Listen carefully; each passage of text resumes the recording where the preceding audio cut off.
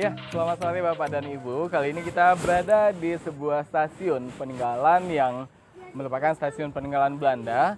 Dan kali ini kita berada di stasiun kereta api di Kota Padang Panjang. Sebenarnya stasiun ini sudah tidak aktif lagi digunakan sebagai moda transportasi atau persinggahan dari kereta api yang dulunya digunakan sebagai moda transportasi untuk menghubungkan kota-kota yang ada di Sumatera Barat. Namun saat ini stasiun ini sendiri masih bisa diberdayagunakan sebagai objek wisata dengan tidak sedikitnya kunjungan wisatawan ke Kota Padang Panjang yang juga mengunjungi stasiun ini.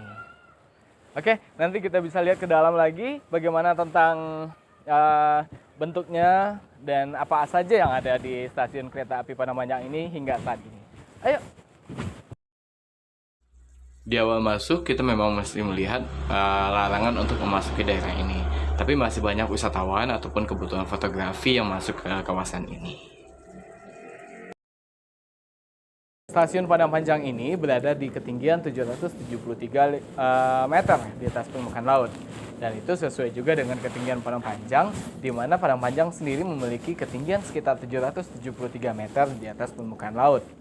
Di stasiun Padang Panjang ini terdapat lebih kurang 5 bangunan utama.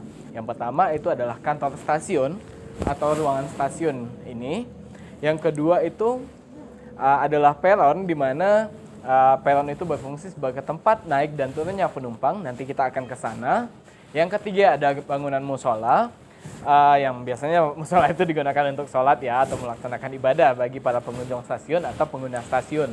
Dan yang keempat itu adalah mes ataupun asrama ataupun tempat tinggalnya para pegawai stasiun atau karyawan yang bekerja di kereta api ini. Dan yang kelima itu adalah bangunan yang di sebelah sana, dan itu juga merupakan sebuah bangunan yang multiguna atau multifungsi. Nah, bisa jadi itu sebagai aula atau tempat pertemuan. Kita akan datangi satu persatu bagian bangunan-bangunan. Bangunan kantor merupakan bangunan utama dari stasiun kereta api Padang Panjang ini. Hingga saat ini bangunannya sudah tidak beroperasi lagi, namun semua peralatan yang mendukung perjalanan kereta api masih tersedia di sini. Di sebelah kanan komplek, kita akan menemukan sebuah bangunan yang disebut dengan depo lokomotif. Ini merupakan salah satu bangunan utama yang ada di komplek stasiun Kota Padang Panjang ini, yaitu depo lokomotif Padang Panjang. Di sini ada sebuah lokomotif tua yang sampai saat ini masih terletak di stasiun ini karena sudah tidak difungsikan lagi untuk menarik kereta, baik itu kereta barang ataupun kereta pengangkut penumpang. Baik itu pengatur jalur, arus listrik dan segala macam masih ada di sini, namun sudah tidak dipakai lagi. Begitu juga dengan lokomotif tua yang saya sebutkan tadi, sudah menjadi puing-puing saja. Seperti yang saya katakan tadi, ini merupakan tempat yang difungsikan sebagai peron, di mana penumpang dulunya yang akan menaiki kereta, di mana tujuan utama dari kereta api atau stasiun yang ada di Padang Panjang ini adalah dari Padang Panjang mengangkut penumpang ke Solo dan Sawalunto, dan dari Padang Panjang menuju ke Padang ataupun Lubuk Aluang.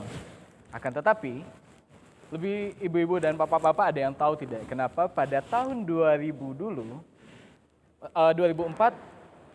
di tahun 2004 stasiun ini dihentikan operasinya. Nanti kita akan lihat di sana. Ada cerita yang cukup menyedihkan yang tersimpan di balik penghentian operasinya stasiun ini. Lebih kurang sekitar 21 tahun yang lalu, sekitar tanggal 28 Juni 2000, kereta berangkat dari Kota Padang Panjang, stasiun Kota Padang Panjang menuju ke stasiun Padang. Pada awalnya kereta ini kereta yang akan membawa penumpang atau kereta penumpang akan berangkat pada pukul 11 lewat. Dan pada saat pukul 10.30 atau lebih kurang pukul 10 lewat, kereta yang sudah ada di stasiun Padang Panjang ini adalah kereta batubara. Penumpang yang tidak sabar untuk menunggu kereta penumpang yang harusnya datang pada pukul 12, akhirnya mereka menaiki kereta batubara atau kereta barang. Untuk tentu saja kita tahu bahwa kekuatan antara kereta batubara dengan kapasitas kereta penumpang itu akan berbeda. Jadi ketika kereta yang sudah mereka naiki menuju atau sampai di jembatan tinggi, lebih kurangnya jembatan tinggi itu ada di daerah Lembah Anai ya. Jembatan tinggi ini dibangun pada zaman penjajahan Belanda juga. Dan ketika kereta berada di jembatan tinggi, 5 gerbong paling depan akhirnya terlepas dari gerbong belakangnya. Ketika gerbong terlepas dan 5 gerbong tersebut akhirnya jatuh ke dalam jurang dengan membawa penumpang yang ada di dalam kereta itu. Setelah 5 gerbong sebelumnya jatuh, akhirnya 2 gerbong setelahnya juga ikut jatuh ke sebelah kiri lintasan dan otomatis mereka jatuh ke dalam jurang. Kemudian akhirnya lokomotif utama pun tidak kuat dan akhirnya jatuh ke dalam jurang. Menurut data yang didapatkan pada tanggal 30 Juni tahun 2020, dari 40 penumpang yang dibawa kereta batubara pada saat itu yang terdiri dari masyarakat umum dan juga PNS, akhirnya hanya 35 orang yang ditemukan dengan 20 orang dalam keadaan luka ringan dan 15 orang meninggal. Akhirnya pada tahun 2000 itu, pengoperasian kereta dari stasiun Padang Panjang menuju stasiun Padang ataupun sebaliknya dihentikan. Ya, kita baru saja mengelilingi stasiun Padang Panjang yang berada di ketinggian 773 meter di atas permukaan laut. Dan stasiun ini sudah berhenti beroperasi pada tahun 2004 yang lalu. Akan tetapi, kemudian diaktifkan kembali sebagai stasiun kereta api wisata. Namun hingga saat ini keretaannya sudah diberhentikan kembali karena ada beberapa lintasan atau jalur yang sudah tidak memadai lagi. Jadi kereta ini berhenti beroperasi total pada tahun 2014 yang lalu. Tapi untuk yang datang ke Padang Panjang masih bisa menikmati wisata sejarah yang ada di stasiun Padang Panjang ini. Terima kasih Bapak dan Ibu, selamat siang.